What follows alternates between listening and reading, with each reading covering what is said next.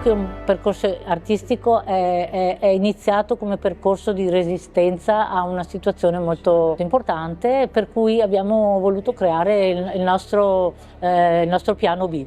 Ecco, attraverso la realizzazione delle nostre fantasie la vita ci è pesata meno. Qui all'opificio di Villa dei Cedri, in collaborazione con il Comune di Valdobbiadene, che ringrazio molto per avermi concesso una location così meravigliosa, vogliamo mostrare il percorso almeno degli ultimi 10 anni.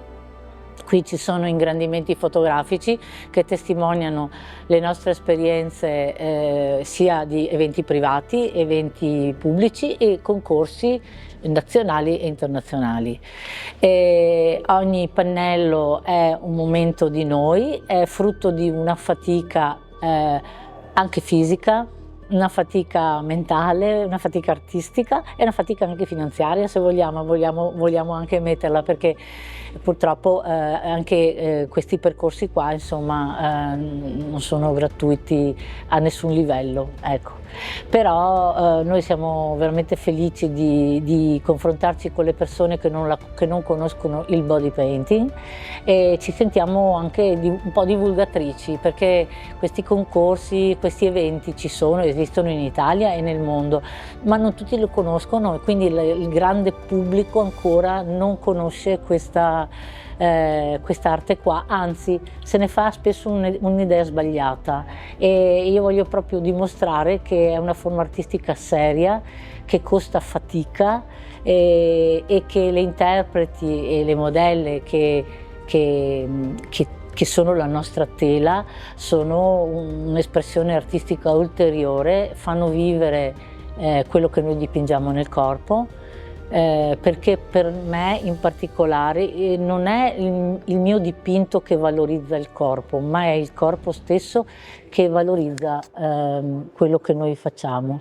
Lo stesso soggetto dipinto in una tela avrebbe sicuramente, almeno per me, una valenza diversa e un po' più banale, diciamo, ma io non voglio denigrare chi dipinge su tela, perché dipingo anch'io. Noi facciamo tutto dal vivo, di fronte alle persone, non tutti i giorni sono uguali, né per noi né per le nostre interpreti, e quindi ecco, ritengo che il body painting sia uno delle forme d'arte più faticose, a parte la scultura magari di grandi opere, è veramente un percorso abbastanza faticoso. Sarà che io poi sono anche un po' fragile fisicamente, mi confronto con le persone anche molto più giovani di me alla pari, e quindi io non ho mai né chiesto agevolazioni né poi magari le hanno ancora mai previste. Insomma, per me è stato motivo di orgoglio personale riuscire a farcela lo stesso. Ogni opera che facciamo ha sempre qualcosa da dire, ha sempre un pensiero dietro, ecco, almeno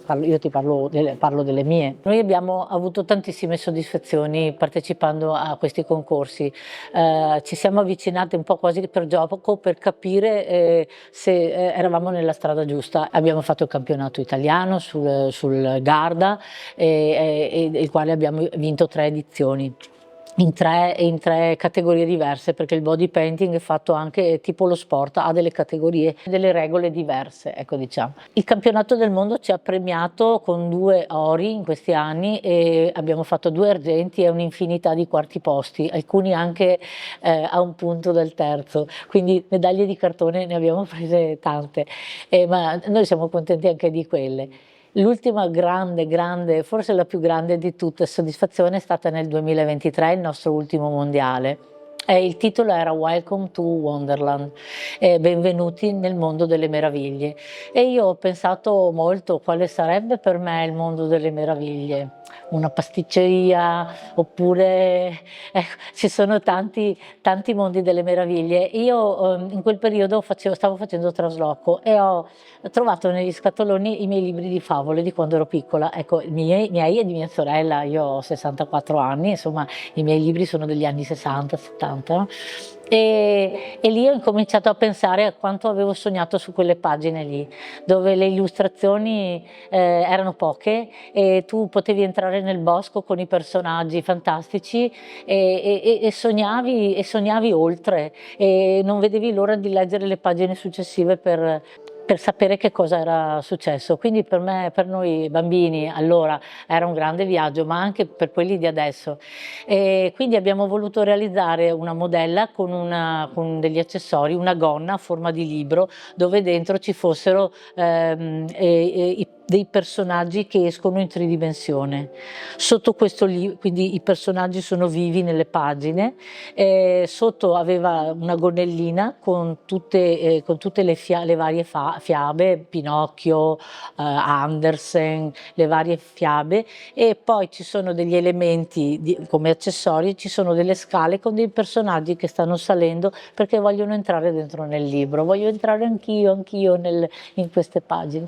E quindi questo, il fatto di portare un messaggio così sulla lettura ai ragazzi o ai bambini in un mondo così digitale è stata una grande sfida alla quale ha partecipato anche la nostra Grazia Lanaia e Arianna Capiotto della compagnia Scherzi di Fate di Mogliano Veneto, e loro hanno sostenuto nello spettacolo questo sogno, questo mondo delle meraviglie, lo hanno messo in fianco alla modella dipinta, hanno costruito uno spettacolo veramente che insomma ricordiamo ancora, un grande libro dove loro come figure uscivano come Don Chisciotte, sempre controvento. Sono molto onorata di collaborare con Giberta ed Emilia Bianchin perché cercare di dare emozione al loro pensiero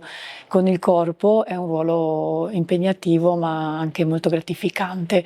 Il mio ruolo è quello proprio di dar vita a tutto il pensiero e al lavoro immenso di queste fantastiche sorelle. Ecco, collaboriamo spesso e insieme facendo i campionati mondiali di body painting. Abbiamo avuto diversi riconoscimenti perché il dipinto ha preso corpo. E è bello soprattutto la collaborazione di diverse forme artistiche come la danza, il colore, la musica, e si conoscono insomma persone con una certa mentalità aperta, e quindi anche il ruolo del corpo femminile è visto non come mostrare ma come essere, ecco, quindi il corpo diventa potente anche se messo a nudo davanti a tutti, ma si cerca di far capire della potenza che può avere una donna, in questo caso la donna guerriera, la donna dell'arte. È bello che attraverso l'arte la persona tiri fuori la parte migliore, è la parte più genuina e sensibile, perché è quella che fa sì che non si accende ma si spegne, quindi non si accendono guerre ma si spengono, perché quando viene fuori la parte migliore di noi l'umanità si alza di livello, e quindi è bello proprio questo ruolo dell'arte, di tirare fuori la parte migliore. Quindi la parte più emozionante è proprio quando vedo il pubblico che mi ripaga con le sue lacrime. Questo è qualcosa di incredibile e splendido.